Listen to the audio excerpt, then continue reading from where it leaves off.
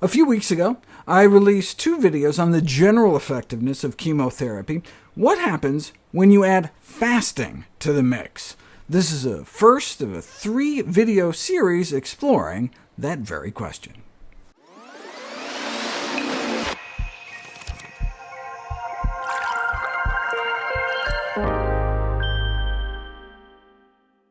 For the past 50 years, chemotherapy has been a major medical treatment for a wide range of cancers. Its main strategy has been largely based on targeting cancer cells by means of DNA damage, caused in part by the production of free radicals.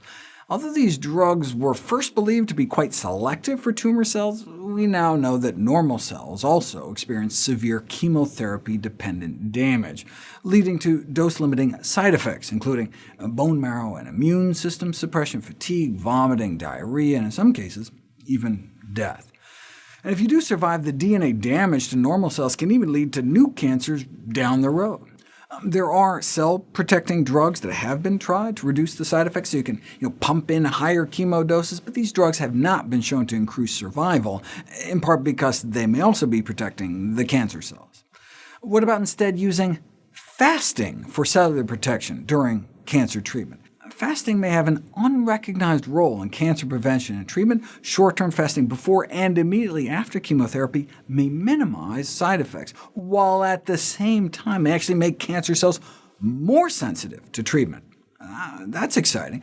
During nutrient deprivation, healthy cells switch from growth to maintenance and repair, but tumor cells are unable to slow down their unbridled growth due to growth-promoting mutations that led them to become cancer cells in the first place. This inability to adapt to starvation may represent an important Achilles heel for many types of cancer cells. As a consequence of these differential responses of healthy versus cancer cells to short-term fasting, chemotherapy causes more DNA damage and cell suicide in tumor cells, while potentially leaving healthy cells unharmed. Thus, short-term fasting may protect healthy cells against the toxic properties of chemotherapy and render tumor cells more sensitive, or at least that's the theory. Let's test it out. Tyrosine kinase inhibitors are a group of chemo drugs that are now the mainstay of treatment in many types of cancer. Let's see them in action. These are Petri dishes filled with cancer cells that have been dyed pink. 2 types of lung cancer cells and 1 type of colorectal cancer.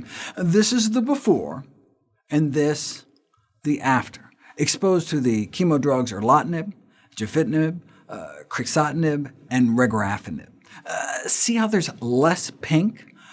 That shows how many cancer cells the chemo killed off. Starve the cells for 24 hours first, though, and the drugs work even better. Even the starvation alone without the drugs killed off a bunch of them. The researchers conclude that these TKI drugs that are commonly administered for treating solid tumors become potentiated in their activity by 24 hours of starvation. But that's in a Petri dish. Similar results were found for breast cancer in a chemo drug called doxorubicin. Here's 5 days of unhindered growth of breast cancer in a Petri dish, from 150,000 cancer cells to 800,000 in under a week. Dripping on a little chemo can knock it down to around 600,000, but starve those cells for 48 hours first, and the chemo can completely keep them in check. Even the short-term starvation alone can restrain growth. Short-term fasting raises the possibility that you could get twice the effect for half the dose, which may be particularly important for a drug as toxic as doxorubicin, which causes heart failure in as many as 1 in 3 at higher doses. Again, though, these are just in vitro studies in a Petri dish. Then researchers moved to mice and found the same dual benefit, less toxic chemo, yet at the same time more effective. And not just by a little, a high enough chemo dose to kill 100% in less than a week, but after being starved for 60 hours, after the same dose, 100% survived.